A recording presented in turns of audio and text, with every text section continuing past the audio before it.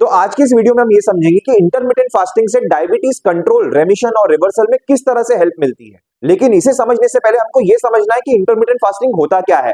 तो देखिए, intermittent fasting में आपके एक सर्टेन आवर्स में आपके फास्टिंग विंडो होती है और बाकी कुछ सर्टेन आवर्स में आप ईटिंग विंडो में होते हैं। अब इनमें अलग अलग प्रकार के इंटरमिटेंट फास्टिंग होते हैं। कुछ लोग जो है 16:8 का इंटरमिटेंट फास्टिंग करते हैं, जहां पे 16 आवर्स का फास्टिंग विंडो है और 8 आवर्स का ईटिंग विंडो है। फिर कुछ लोग 18:6 का करते हैं और कुछ लोग ओमैड करते हैं, मतलब 23:1, मतलब 23 आवर्स फास्टिंग और जस्ट 1 आवर ऑफ ईटिंग। अब इसका मतलब ये नहीं कि आप 1 घंटा कंटिन्यूस खाएंगे, बेसिकली आप उस 1 घंटे में अपना लंच करेंगे या फिर आप डिनर करेंगे। तो अब हम ये समझते हैं कि इंटरमिटेंट फास्टिंग से डायबिटीज कंट्रोल, रेमिशन और रिवर्सल में किस तरह से मदद मिलती है। तो देखिए, जो सबसे पहला पॉइंट है वो ये है कि आपका इंसुलिन रेजिस्टेंस, मतलब जो बढ़ा हुआ इंसुलिन रेजिस्टेंस है, वो धीरे धीरे कंट्रोल में आता है। इसका मतलब ये भी हुआ कि इंसुलिन सेंसिटिविटी आपकी इंप्रूव होती है।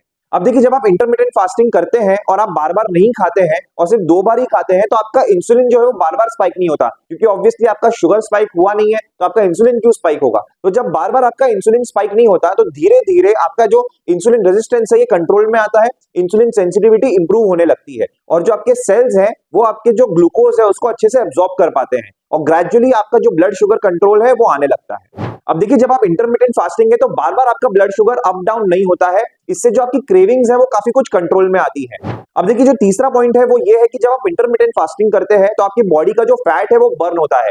देखिए, जब आप फास्टिंग स्टेट में होते हैं और आपका जब ग्लूकोज लेवल और ग्लाइकोजन लेवल नीचे होता है, तो आपके बॉडी के पास और कोई ऑप्शन नहीं बचता कि आपके सिर्फ फैट को वो बर्न करती है फॉर एनर्जी, क्योंकि बॉडी के सिर्फ 2 सोर्सेज ऑफ एनर्जी है। सबसे पहला है कार्बोहाइड्रेट, जब कार्बोहाइड्रेट ये बर्न कर देती है उसके बाद बचता है फैट। तो जब आप इंटरमिटेंट फास्टिंग करते हैं, आपका ब्लड शुगर तो कंट्रोल में आता ही है, लेकिन जो आपका स्टोर्ड फैट है, जो आपके लिवर में फैट है, जो आपका विसरल फैट है और जो ट्राइग्लिसराइड और कोलेस्ट्रॉल के फॉर्म में जो फैट जमा हुआ है आपके आर्टरीज में, वो भी यूज होने लगता है और आपके जो आर्टरीज जो ब्लॉकेज है वो भी साफ होते हैं, आपका जो फैटी लिवर है वो भी ठीक होता है।